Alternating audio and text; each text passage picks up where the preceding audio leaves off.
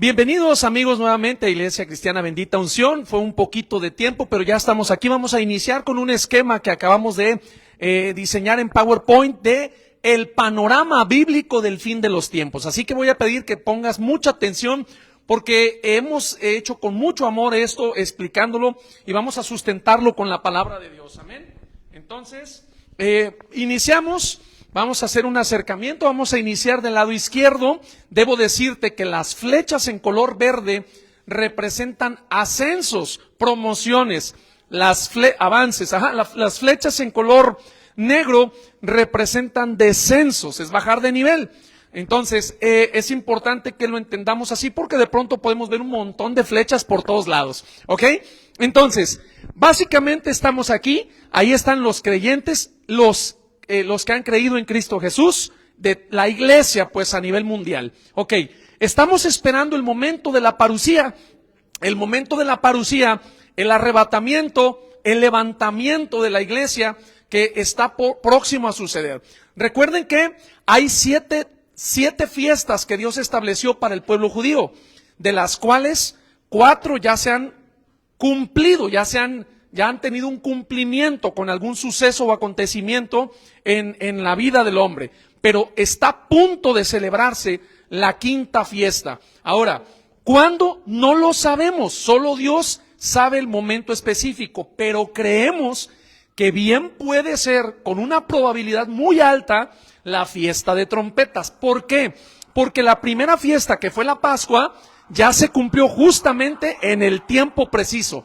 La fiesta de panes sin levaduras en el tiempo y fecha preciso. La fiesta de primicias en el tiempo y fecha indicado. Y luego Pentecostés en la fecha y tiempo indicado. Por eso es que creemos que también la 5ª fiesta, que es la que viene de trompetas, el arrebatamiento, será justamente en la hora y en la fecha determinada, porque así ha sucedido en las 4 anteriores. Dios es perfecto. Entonces, para que quede claro, el cumplimiento de la fiesta de trompetas, que es la número 5, será con el arrebatamiento, ¿sí? O más bien dicho, el arrebatamiento da cumplimiento a la 5ª fiesta, pero la fiesta sexta es la que da el cumplimiento, ¿sí? En la segunda venida de Cristo. No sé si me estoy explicando. La 6ª fiesta se va a cumplir en la segunda venida. La 5ª fiesta se va a cumplir en el arrebatamiento. ¿Por qué digo esto? Porque hay mucha iglesia que está confundida porque piensa que el arrebatamiento es post-tribulacional o medio tribulacional, pero no puede ser así, porque solamente hay un arrebatamiento y hay una segunda venida de Cristo. Son 2 eventos separados. ¿Estamos de acuerdo? En el arrebatamiento, Cristo viene por su iglesia. En la segunda venida de Cristo, Cristo viene con su iglesia. Amén. O sea, son cosas distintas. En el arrebatamiento sucederán muchas cosas. Esto debe ser antes de la manifestación del hombre de pecado. Porque si no, no habría tribunal, no habría bodas, no habría un montón de cosas que tenemos que analizar. Bueno, aquí están los creyentes. Vamos a suponer que llega la parusía. Llega el momento del arrebatamiento, son alzados y la palabra de Dios dice que los muertos en Cristo resucitarán primero, ¿ok? Luego los que estamos vivos, juntamente con ellos, vamos a ser arrebatados, en donde creemos que bien puede ser como fue arrebatado Felipe. Felipe fue arrebatado en Hechos 8 en el cuerpo, sin ser transformado, primeramente sin ser transformado. De hecho, la Biblia dice que Felipe fue tomado por el Espíritu y lo llevó de Jerusalén a la ciudad de Azote creo, ¿no? O Azoto. Entonces, fue transportado sin ser transformado, en el cuerpo nada más. Entonces, la Biblia dice que en un abrir y cerrar de ojos, o sea, un flashazo, rápido seremos transportados ¿a dónde? Al tribunal de Cristo. Por eso es que estamos poniendo aquí el tribunal, que es Bimá. Bimá de Cristo es el tribunal de Cristo. ¿Por qué van al tribunal los creyentes antes de las bodas del Cordero. Porque la palabra de Dios dice en 2 de Corintios 5:10 que es necesario que todos los creyentes, los salvos, los que han creído en Cristo Jesús como su Señor y Salvador, todos tendremos que comparecer. El juicio comenzará por la casa, primeramente por los hijos de Dios. Los hijos, ¿ok? Entonces, la Biblia dice que vamos a entregar cuentas de las obras que hayamos hecho en el cuerpo. Y luego dice, sean buenas o sean malas. Quiere decir que aquí hay dos grupos, los aprobados y los reprobados. Hay una palabra que sustenta esto también con Pablo que dice, cuídate que seas encontrado como un obrero aprobado, para que no tengas de qué avergonzarte cuando Él venga. Eso habla de una parucía, ¿ok? Entonces, quiere decir que tenemos que guardarnos en santidad. Y aclaro aquí que no estamos haciendo obras para ser salvos. La salvación es por fe, es aceptando el sacrificio de Cristo Jesús, aceptando su sangre, confesándole, y a partir de ahí, con eso somos salvos. Pero de ahí en adelante, nuestras obras vestirán nuestra salvación. Es decir, la Biblia habla también en Apocalipsis que las vestiduras de los santos son las buenas obras. Es decir, no son para salvación, ya somos salvos, que quede claro. Pero la distinción, la posición que vamos a tener en el cielo, lo determina la santidad o las obras buenas que hayamos hecho como agradecimiento por la salvación obtenida. Que quede claro, no es para salvación, ya somos salvos por fe. Eso dice su palabra, ¿ok? Entonces es importante que no nos confundamos, porque luego pensamos que tenemos que hacer obras para ganarnos el cielo. No, Señor, no es así. Ya tenemos salvación, ya somos salvos, somos creyentes. Habrá tres juicios entonces: el juicio de los creyentes, el juicio de los incrédulos, que ahorita lo vamos a ver, y el juicio de todas las partes de la creación de Dios. Ahorita lo vamos a ver un poco más a detalle, que es el juicio de trono blanco. Entonces, van los primeros, los que sean hallados aprobados, irán directito a las bodas del Cordero. Van a estar 7 años de bodas, ¿ok?, del Cordero. Y es la novia la que va a esperar a el novio. Aquí por lo menos en Latinoamérica, en una boda es el novio el que espera a la novia, ¿no? Yo recuerdo a Alan cuando estaba aquí esperando a Leslie, ¿no? Aquí estaba el novio, ¿no? Y la novia es la que tiene que entrar después y el novio la espera. Pero en una boda hebrea no es así. Es la novia la que espera al esposo, o al novio, pues. Es la novia. Por eso es un simbolismo de que vamos a ser arrebatados y es la iglesia la que va a esperar al novio para la ceremonia de bodas y nunca más separarse de él, pues van a tener bodas de 7 años. Pero ¿qué va a pasar con el otro grupo? Porque Pablo es muy tajante. Pablo dijo, sean buenas obras o sean malas obras. Entonces, ¿por qué argumento? Y esta es una de las cosas que me interesa mucho que lo escuchen también los que están en redes sociales. No es porque a mí se me antojó decirlo, de hecho me han tirado de hereje y un montón de cosas.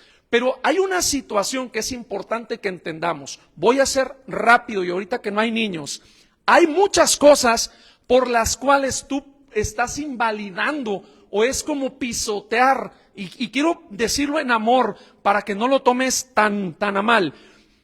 Pero hay una forma en la que tú pisoteas la sangre de Cristo. Y los creyentes desgraciadamente no lo entienden. No lo han entendido.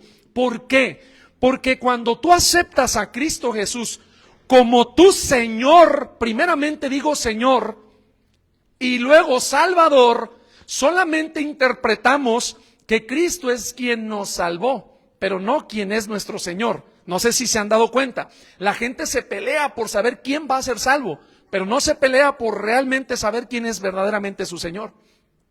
No sé si me explico. Esto quiere decir que si hay personas que aceptaron a Cristo Jesús y a las 2 horas se suicidan, en realidad lo que quisieron es aprovechar la salvación para no irse al infierno y tratar de manipular la palabra para ser salvos. Pero en realidad no lo hicieron Señor, porque si tú le haces el Señor de tu vida y de tu corazón, ya no vas a actuar en tus propias fuerzas, porque ahora el que se enseñorea de tu cuerpo es Cristo Jesús, amén. Es decir, ya no te perteneces, pues, es lo que quiero decir. Y no quiero que se malentienda como un juicio de que uno está diciendo que no se va a ir al cielo. No, el Padre en su soberanía decidirá la intención verdadera del corazón. Pero lo que te quiero decir es que una persona que ya ha aceptado la salvación y el señorío, ya no se pertenece. Y en la medida que te entregas más al Espíritu, menos le das poder a la carne. Entre más poder le das al Espíritu, menos poder tiene la carne sobre ti, ¿ok? Entonces, pero que quede claro, porque luego dicen, ay, es que no es por obras la salvación. No, es que no estamos hablando de salvación. Los creyentes van a ser salvos, pero desgraciadamente los que no den la talla van a ser reprobados. Quiere decir que en el abrir y cerrar de ojos, ¡pum!, van a regresar nuevamente en el cuerpo como si nada pasó aquí a la tierra y se quedarán a la gran tribulación. Sí, ¿por qué? Porque pisotearon la sangre de Cristo y entonces con su propia sangre serán salvos. Déjame decirte algo, si en tu casa, número uno, hay iras, pleitos y contiendas, estás ofreciendo una libación. ¿Qué quiere decir una libación? Una ofrenda a los espíritus demoníacos.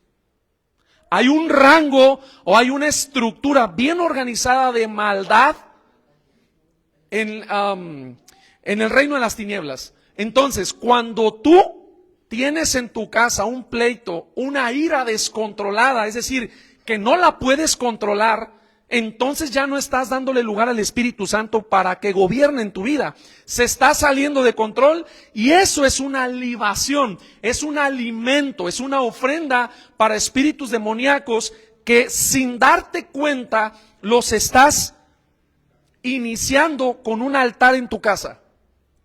Ah, caray, a ver, ¿cómo? Sí, estás abriendo un altar demoníaco en tu casa. Y no te das cuenta porque quien te controla no es el Espíritu Santo. Pero la cosa no acaba ahí. La cosa viene más grande. 2, la sangre. La sangre. Por eso es que el pacto de sangre es algo súper sagrado para Dios.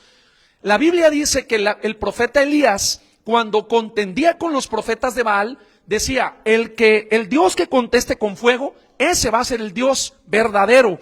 Y entonces los profetas de Baal empezaron a invocar. ¿Y qué hicieron? Primero, con gritería. Invocaban con gritos a sus dioses, ¿no? Y no contestaban. Elías se burlaba y decía, grítenle más fuerte. A lo mejor están dormidos. Se burlaba, pero ahí hay un principio.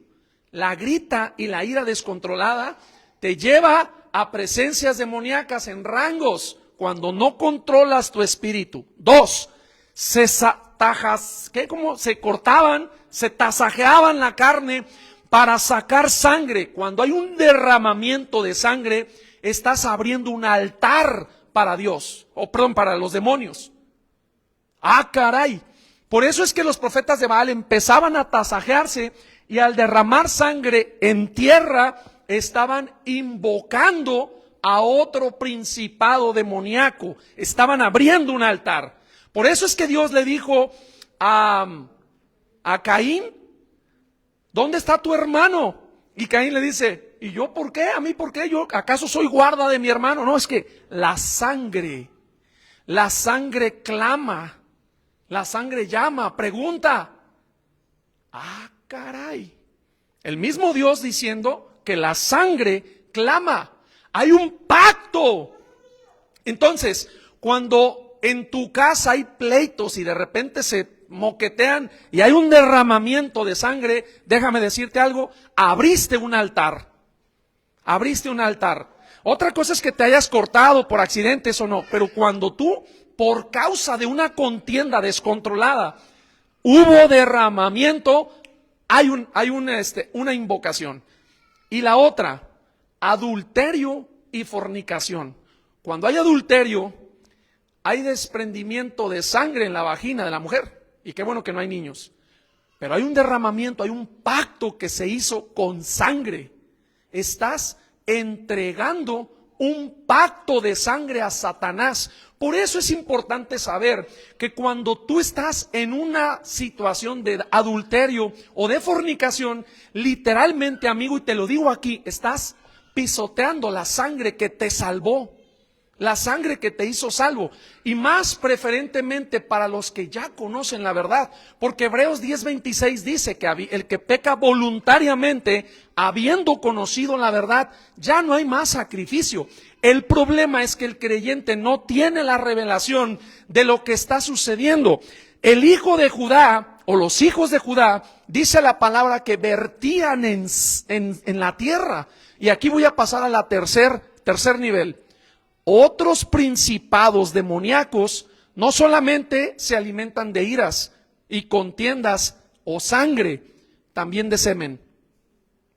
También de semen. Por eso es que la fornicación, el adulterio, este tipo de impurezas sexuales, y que incluso no necesariamente tienen que consumarse en un adulterio, puede ser en tu propia cama, un altar que estás ofreciendo a los espíritus demoníacos. Ay, hermano, qué religioso te ves. No, es bíblico.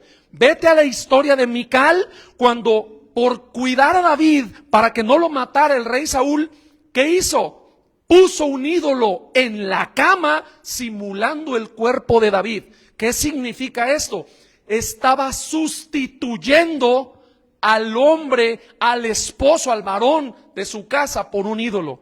Y hoy en día vemos que las mujeres tienen aparatitos sexuales, o los hombres, cuando son rechazados, buscan a través de internet, el teléfono, imágenes pornográficas para satisfacer un deseo carnal que concluye en una libación. No es que los demonios literalmente se coman el semen, déjame decirlo así, es que con la consumación del acto, ese es el alimento perfecto para los demonios. Por lo tanto, la Biblia dice, ¿qué comunión tienen la luz con las tinieblas?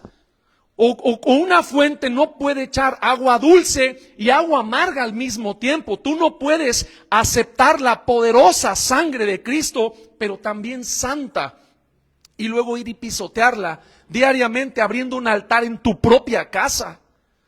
Ah, caray. Entonces, cuando entiendes esta revelación de que tú estás abriendo un altar y tú estás ofreciendo una libación, pecando con tu propio cuerpo, entonces te estás saliendo de la voluntad de Dios.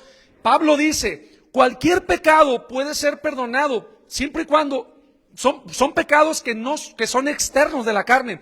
Pero cuando son pecados de este tipo, estás pecando contra tu propio cuerpo, contra tu propio templo.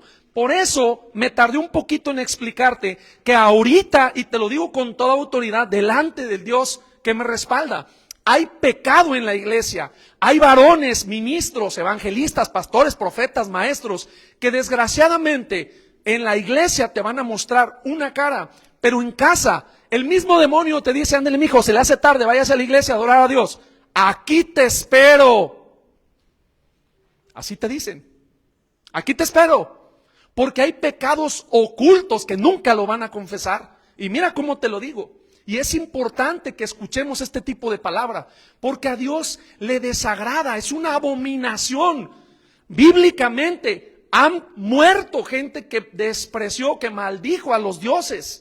Hay mucha gente que la tierra se los tragó, ofrecieron libaciones con un corazón incorrecto y la tierra se los tragó. O la vida les fue quitada.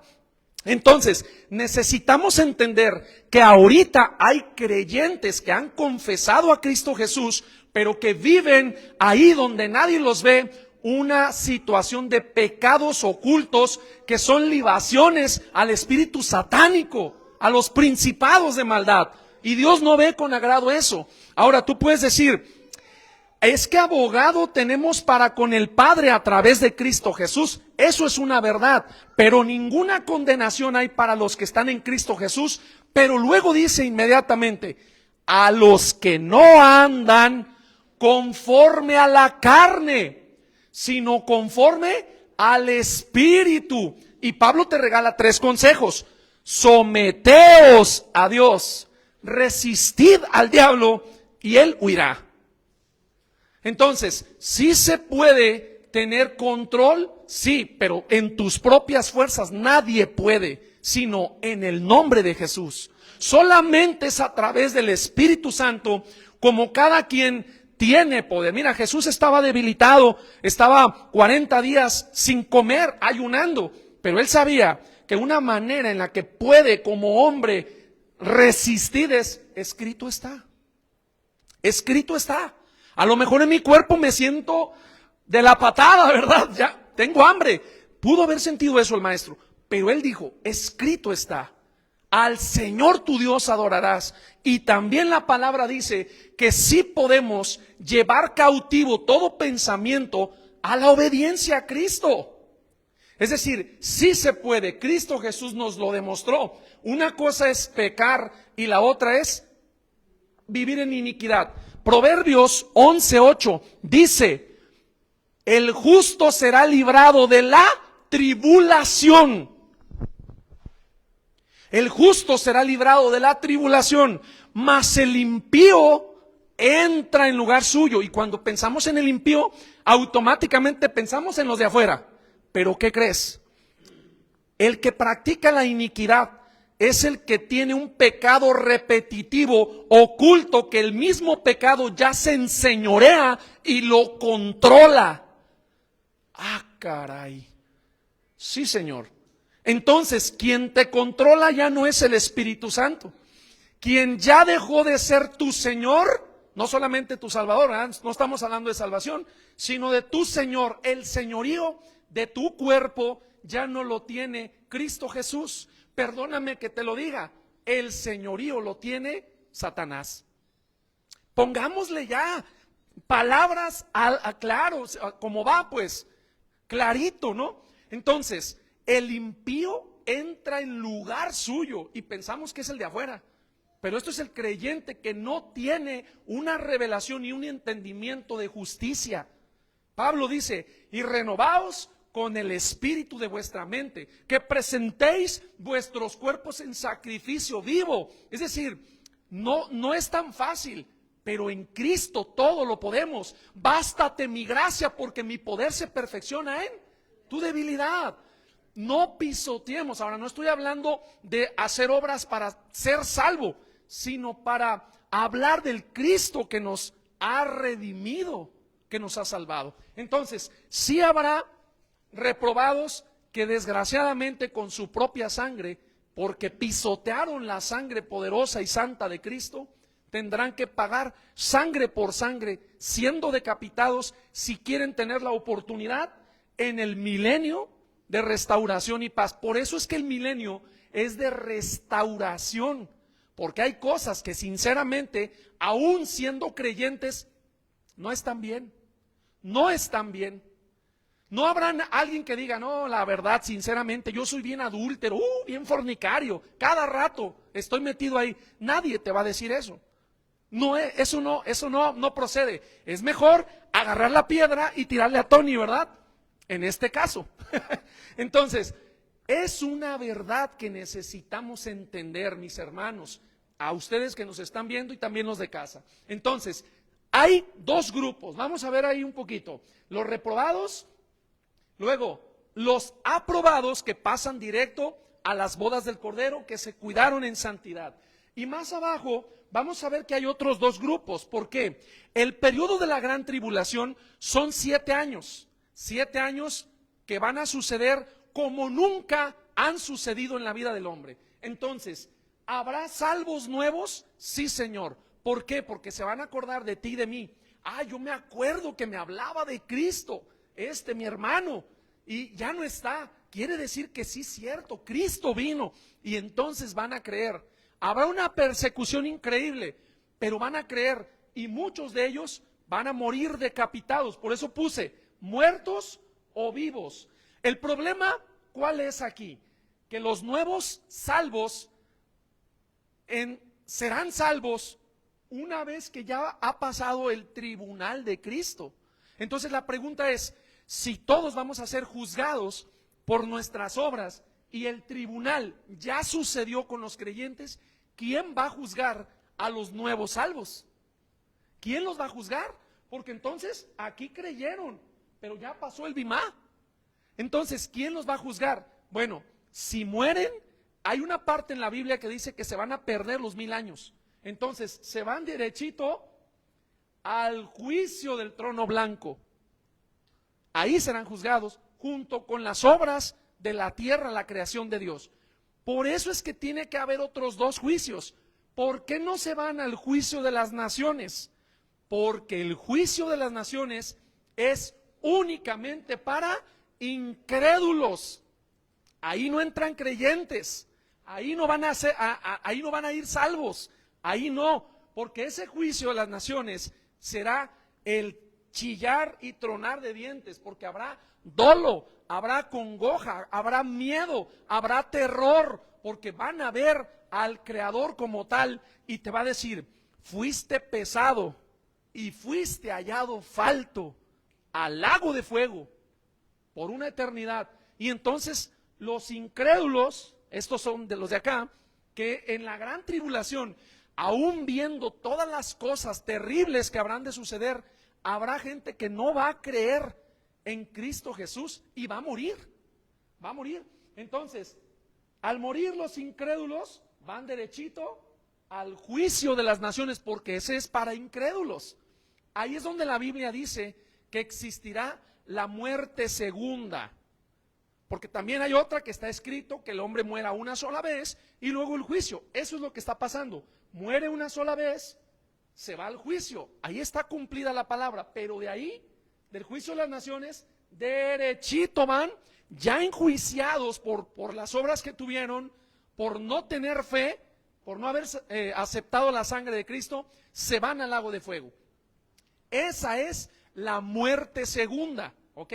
Entonces, seguimos. Ya vimos que en la tribulación están los reprobados, que ellos por lo general se van a salvar. Por eso es que digo que son creyentes salvos. ¿Por qué? Porque esos, una vez que vivieron la gloria de Dios en el tribunal de Cristo y desgraciadamente no dieron la talla o la estatura y fueron regresados, ellos ya vieron la gloria de Dios. Ya vieron que hay un tribunal, ya vieron que hay ángeles. Y la Biblia dice en Apocalipsis 7:14, y estos son los que han salido de la gran tribulación, los que no se pusieron la marca de la bestia, los que no se hincaron a la imagen de la bestia. O sea, quiere decir que ellos renunciaron a todo lo que es el pacto de este mundo que va a gobernar por 7 años. Entonces, automáticamente, y dice, y lavaron sus vestiduras. Quiere decir que sí las tenían sucias, que sí había pecado. Entonces, lavaron sus vestiduras, ellos van a pasar derechito al Israel para ser restaurados, siendo integrados con el Israel que va a descender con Cristo Jesús después de las bodas del Cordero. Hay algo interesante que quiero que veas. Me han preguntado, ¿y por qué el pueblo de Israel no se va en el arrebatamiento? ¿Es que Dios es un Dios malo? No, lo que pasa es que recordemos que hay una profecía por parte de Daniel en donde todavía debe haber una semana de juicio a Israel. ¿Juicio de qué? Israel entregó sus hijos a Moloc, a los dioses satánicos, los entregó, los pasó por fuego. Hubo idolatría en el pueblo de Israel. Y ahorita el pueblo de Israel ni siquiera se acuerda de Cristo Jesús. O sea, no creas que los judíos adoran todos a Dios. Están esperando al nuevo Mesías porque no creen en Cristo Jesús. Entonces, hay un juicio que todavía está pendiente. Ahora, ¿por qué se detuvo? Porque a los suyos vino Cristo Jesús hace casi 2000 años y los suyos le dijeron, ¿y tú qué? Vamos. Y no lo aceptaron, lo rechazaron. Por lo tanto, el reloj de la semana que quedaba pendiente se detuvo. ¿Por qué se detuvo? Porque Dios extendió la misericordia a los gentiles.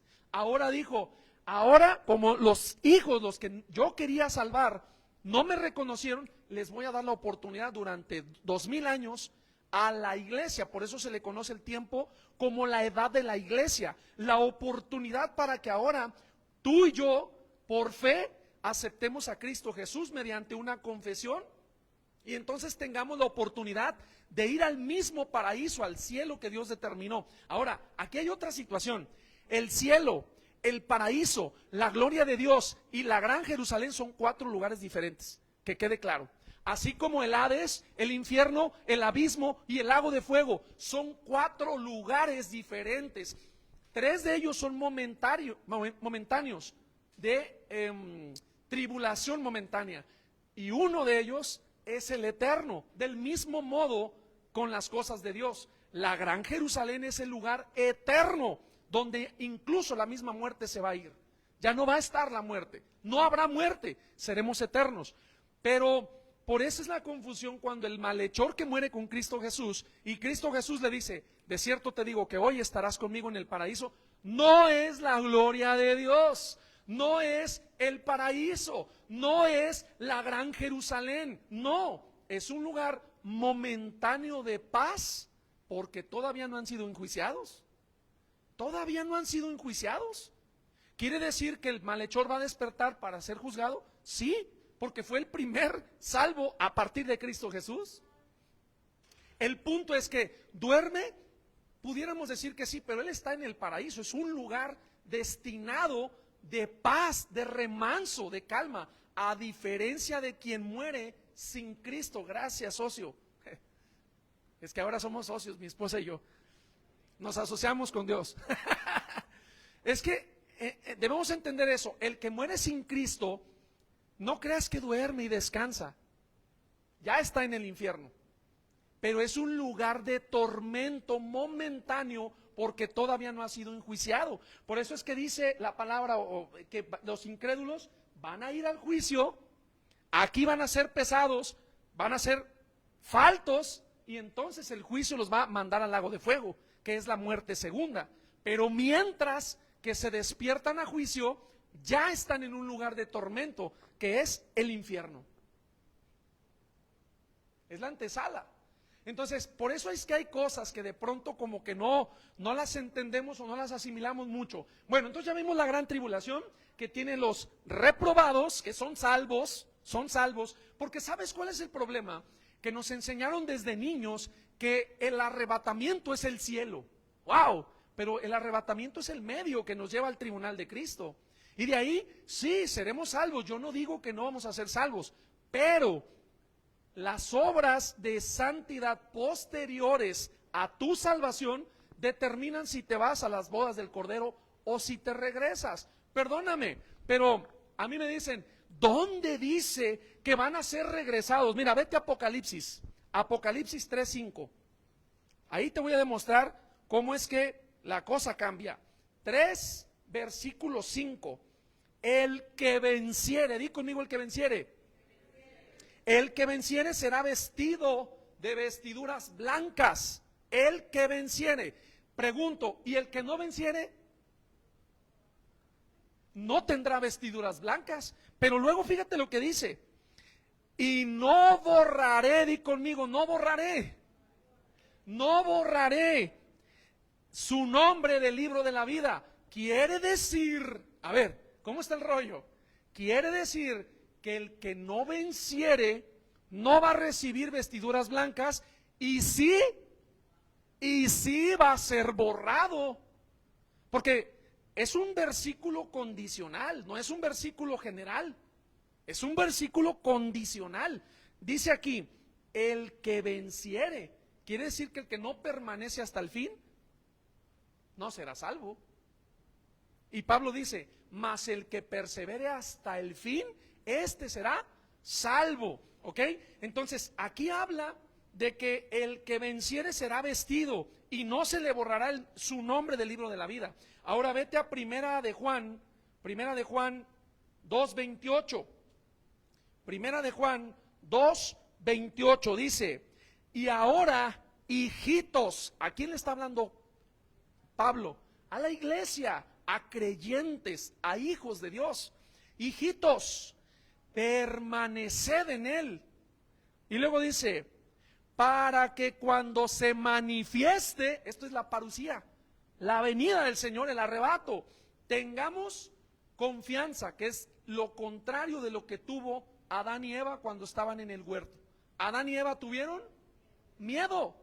Bueno, entonces dice aquí, para que tengamos confianza en su venida y no nos alejemos de él avergonzados. Entonces, a ver, Tony, pero entonces dice la palabra que la novia de Cristo va a casarse en las bodas del Cordero para nunca más separarse de él. Eso es una verdad.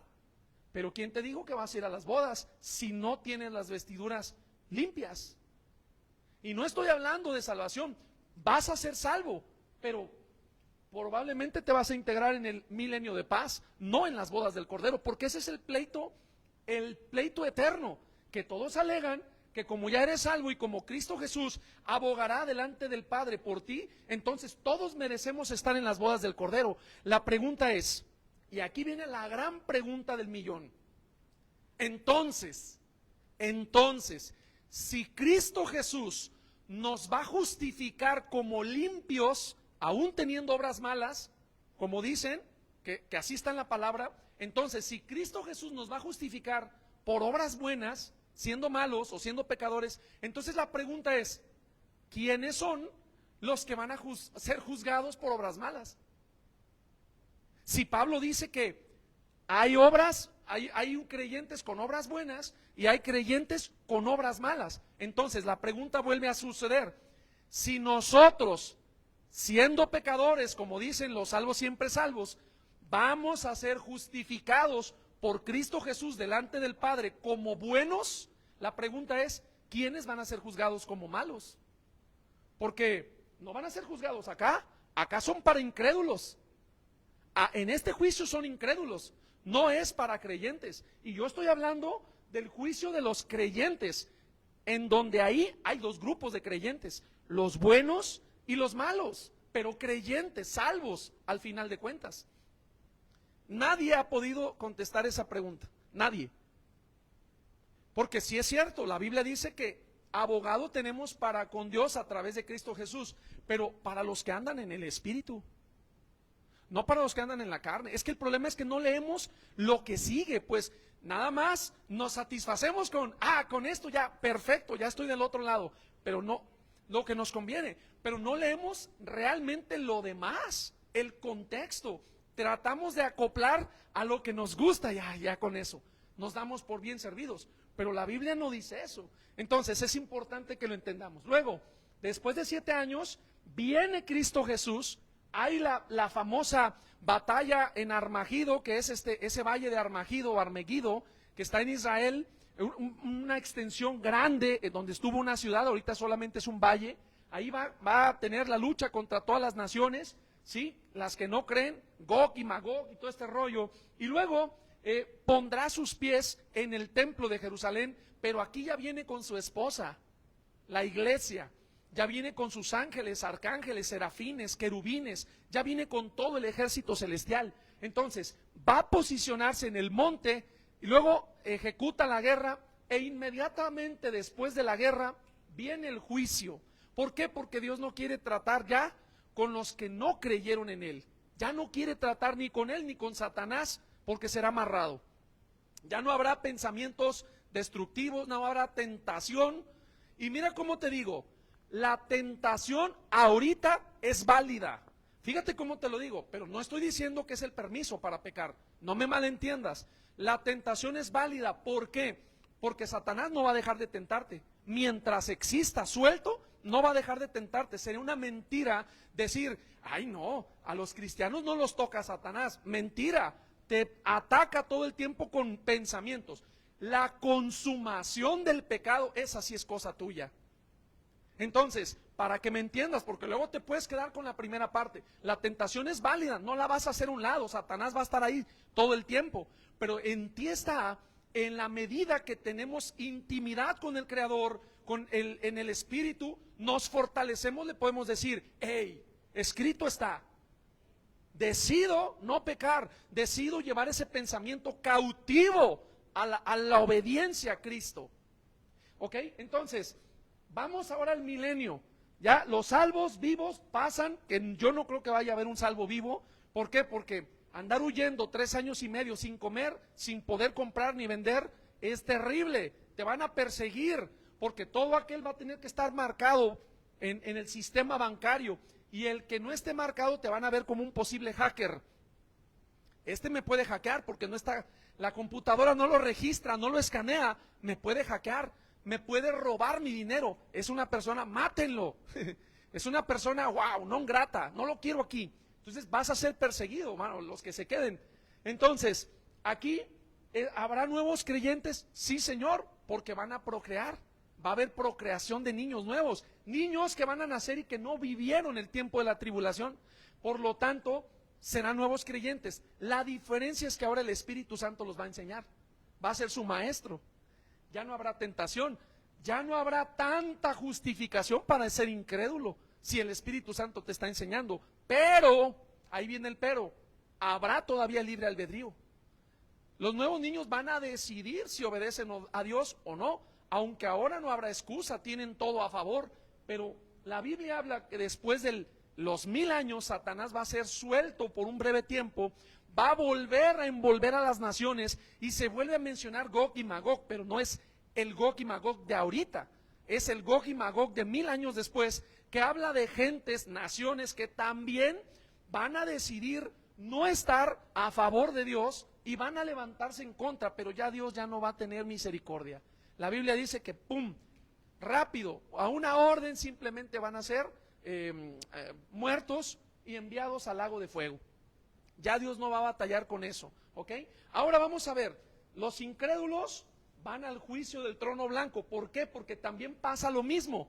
Como son incrédulos y ya pasó el juicio de las naciones y son niños nuevos que nacieron, ¿quién los va a juzgar? ¿Quién los va a juzgar? Si la Biblia dice que todos van a comparecer, que todos tienen que dar cuentas. Por eso es que hay un juicio de trono blanco, ¿ok? Entonces, para los nuevos incrédulos y para los nuevos creyentes también, todos van a entregar cuentas, todos. Pero aparte de los nuevos creyentes y de los nuevos incrédulos, va a haber otro juicio. Pero antes de eso, el Israel que ya está restaurado, que ya tuvo 1000 años, en donde Dios se permite que tengan hijos, que tengan abundancia, que trabajen, que sean prósperos, que cumplan el sueño de Dios del Edén. Ahora en este milenio restaurado, después de esto, ahora ¿quién tiene que entregar cuentas ante Dios? No solamente el hombre va a entregar cuentas ante Dios. La Biblia dice, y ahora sí nos vamos hacia este lado, al final, fíjate bien, el mismo Satanás va a ser enjuiciado, porque para entonces ya se mandó al lago de fuego, ya lo inauguró el falso profeta y la bestia, sí, y solamente falta Satanás, ¿ok? No menciona el anticristo, pero Satanás será enviado al lago de fuego al final de este tiempo. Sus demonios, sus entes de maldad, la muerte. Déjame decirte algo, la muerte, el único momento de la vida, de la existencia del hombre, en donde la muerte va a descansar, literalmente va a tener vacaciones, es en estos próximos 7 años que vienen, en un periodo de 5 meses.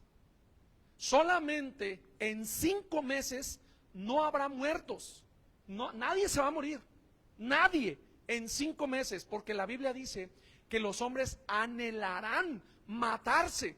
Van a querer aventarse de un precipicio, se van a enterrar un cuchillo, un balazo. Pero ¿qué crees? La muerte se habrá ido, no podrán morir en 5 meses. Y por el contrario, habrán escorpiones que van a salir específicamente del abismo, aguas, de ahí los socavones, aguas, de ahí los socavones, para atormentar. Van a salir no entrenados, no para dañar la flora, la fauna, no, al hombre lo van a dañar durante 5 meses. En 5 meses de toda la historia de la humanidad, la muerte va a decir, ay, me voy de vacaciones, respiro. Pero después de esto, la muerte entregará a todos sus muertitos. Los va a entregar cuentas, porque ¿qué crees? Cristo Jesús dijo, el cielo y la tierra pasarán, pero mis palabras no. ¿Y qué crees? el mar, la tierra y el cielo sí van a pasar. A mí me han dicho, ¿el milenio va a ser en el cielo? No, en la tierra. Y luego me han dicho, ¿y la gran Jerusalén va a ser aquí en el cielo? Sí, pero no en este cielo. Este cielo entregará también a sus muertitos. ¿Cuáles? Pues a lo mejor los que se estrellaron en el cielo, ¿no? Sí, y la tierra, los muertos de la tierra. Y el Hades, los muertos que recibió en el Hades. Y la muerte, los muertos que recibió, los va a entregarle cuentas a Dios. La Biblia dice en Apocalipsis 20, creo que es 13, que el cielo y la tierra tuvieron miedo, huyeron, pero no encontraron un lugar donde huir. ¡Qué increíble! Querían huir de la gloria de Dios tan fuerte, tan poderosa, tuvieron miedo. Increíble, ¿no? Pero van a entregar los muertos a final de cuentas. Y es hasta el capítulo 21 donde en el primer verso dice la palabra que descenderá nuevos cielos, la gran Jerusalén con nuevos cielos y nueva tierra. Dice, vi, dice Juan, un cielo nuevo y una tierra nueva, porque el primer cielo y la primer tierra pasaron. O sea que esta tierra que conoces, este cielo, que bueno, no sabemos exactamente cómo es el cielo porque hay 7 cielos. Hay un montón de aquí hacia arriba, la atmósfera, todo. Pero lo que podemos entender como el cielo, esto no va a existir. Será otro cielo. Increíble. Entonces es importante que entendamos esto porque la mayoría de los videos de YouTube que hablan del arrebatamiento solamente hablan hasta la tribulación. Ya ninguno habla del milenio ni de lo que va a suceder a la hora de la entrega del juicio del trono blanco para poder entrar a la gran Jerusalén. De hecho, en mi vida de cristiano nunca he oído una prédica de Apocalipsis 21 que habla de la gran Jerusalén. Pero es interesante conocer cómo es que va a ser. Y de hecho, el único versículo que se sale medio de contexto es el versículo 8 de todo el capítulo 21. Te habla de la belleza de la gran Jerusalén, pero de pronto como que a Juan se le olvidó decirte algo y dice, pero los cobardes, incrédulos, abominables, homicidas, fornicarios y hechiceros, idólatras y todos los mentirosos tendrán su parte en el lago que arde con fuego y azufre, que es la muerte segunda. Como que se le olvidó decir, pero sabemos que no es olvido, no es casualidad, pero es un recordatorio de lo importante que es para Dios el que sepas que todos estos géneros no van a entrar, no van a heredar. Por eso es que, con mucho respeto, yo digo, yo no me atrevería a decir que el salvo es siempre salvo, y eso no quiere decir que yo no tenga fe en Cristo Jesús. Yo sé que soy salvo, yo sé que mi Redentor me ha hecho salvo, la sangre de Cristo la he recibido y vivo en obediencia a su palabra para agradar a Dios y tener buena estima y además vivir en libertad aquí en la tierra. No quiero tener ataduras que me vengan persiguiendo, quiero que mis hijos vivan en una bendición. O sea, es consecuencia de la salvación que Dios ya me dio. Pero el punto es eso, que no entendemos muchas cosas. Pero a mí me daría miedo decir o asegurar que el salvo siempre es salvo cuando no entiendo que hay una situación que solamente cubre a los que andan en el espíritu. O sea, el que anda en la carne, perdóname, pero si pecas todo el tiempo así, la paga del pecado. Entonces no sé si realmente, ¿cuál es la esencia? Y con esto cierro, porque aquí está la esencia de todo lo que va a suceder. Pero después de todo este mapa que te acabo de mostrar, lo único que te puedo decir es que después de todo esto, la única intención de parte de Dios es que el hombre tenga intimidad con Él, que tenga relación con Él. ¿De qué te sirve aceptarle como tu Salvador y luego te vas, te pierdes, pecas y nunca jamás le vuelves a dirigir la palabra a Dios? Eso no es el plan de Dios. Lo que Dios quiere es una comunicación como cuando hablas con tu esposa, con tus hijos, con tus compañeros de trabajo. O sea, si tú tienes más comunión con tus amigos del trabajo que con Dios, algo anda mal. ¿Me explico? Es decir, la intención de Dios es que entendamos que Dios quiere tener esa parte restaurada, la intimidad, la comunicación. Y mira que el arrebatamiento es importante, pero más que el arrebatamiento es la presencia de Dios para mí. O sea, yo estoy preparado por si viene hoy, mañana, la próxima semana, el próximo año, o a lo mejor en esta fiesta de trompetas, pero yo no pondero como lo más importante el arrebatamiento, sino más bien la presencia de Dios. O sea, ese es el punto. ¿En qué orden pones a Dios? Porque es importante todo lo que se va a cumplir, pero Dios quiere la comunicación entre tú y Dios. Así que cierro con esto. Si hay algo en tu vida que está deteniendo el mover de Dios y que tú no tengas esa comunión con el Espíritu Santo, es tiempo de arreglar cuentas. Yo lo dije al principio, Saúl, cuando desobedeció al padre, el profeta le dijo, quema todo, quémalo. Dios le dijo, no dejes nada con vida, pero él guardó las vacas, guardó lo mejor del pueblo de Amalek. Interesante, porque él dijo, no, voy a guardar lo mejorcito, pero Dios le dijo, mátalo todo, porque no quiero que tengas una maldición tiempo adelante, a futuro. Dios ve con un panorama mucho más grande que el que tú y yo lo vemos, y Dios estaba tratando de proteger a Saúl, pero Saúl no entendió, dijo, no, me quedo con lo mejorcito de las vacas, sí, no, el ganado es como wow. Pero el profeta lo amonesta, ¿y qué crees? Cuando muere Saúl, le dijo al escudero que tenía, encájame la espada porque no quiero vivir más. ¿Y quién era ese siervo? Una malecita. Las cosas que no arreglas de un pasado terminarán matándote. Ah, caray. Y lo que te dije en la mañana, justamente Abraham desechó al hijo que en su momento era deseado, que era Ismael. Un hijo que le dio mucha tranquilidad y le dio mucha alegría de momento a Sara, ¿sí? Pero luego lo desechó, lo dejó, no me importa que te mueras allá en el desierto, lo aventó literalmente, una cantimplora, un pan y que te vaya bien. Lo despreció, pero ¿quién pagó la factura? Su nieto Jacob con su hijo José. Cuando a José lo vendieron, le quitaron a Jacob lo que más amaba. Ah, qué feo, ¿no? ¿Y quién crees que lo vendió a José? Sus hermanos. ¿Pero a quién? A los ismaelitas. O sea, al que despreció a Abraham, ahora son los que están comprando la vida y que están quitándole el amor de Jacob.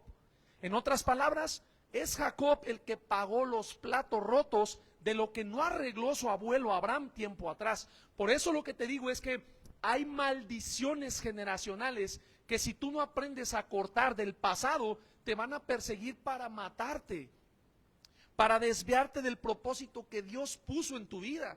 Por eso tienes que cortar con un pasado. Quema tus vacas, no quema tus barcos, ¿verdad? El mismo Eliseo, cuando lo llamó Elías, fue y quemó los bueyes. Así dice la palabra. Quiere decir que él ya no quería dedicarse a lo que se dedicaba en ese momento. Él era agricultor, era ganadero, era un hombre de campo. Dijo, quemo mis bueyes, así dice la palabra. Y entonces fue y le sirvió hasta el día de su muerte. Entonces, él renunció a lo que le daba cierta seguridad. ¿Estás dispuesto a renunciar a lo que te da cierta seguridad para seguir la obra de Dios y el llamado que Dios ha puesto en tu vida? Interesante, ¿no? El punto es, no solamente por obediencia a Dios, sino por una bendición que te traerás para tus generaciones, porque si no cortas con ese pasado te va a matar, si no a ti, a tus hijos, y yo creo que tú quieres lo mejor para tus hijos. Increíble, ¿no? Cómo la palabra nos revela tantas cosas interesantes. Así que ponte de pie, los que estás aquí en la iglesia, vamos a cerrar con una oración. Yo quiero terminar con una oración de confesión en donde no solamente le vamos a aceptar al Señor como Salvador, sino como Señor de nuestro cuerpo, Señor, amo y Señor de nuestras intenciones, Señor de nuestro pensamiento, de nuestra boca, de nuestros actos. Amén.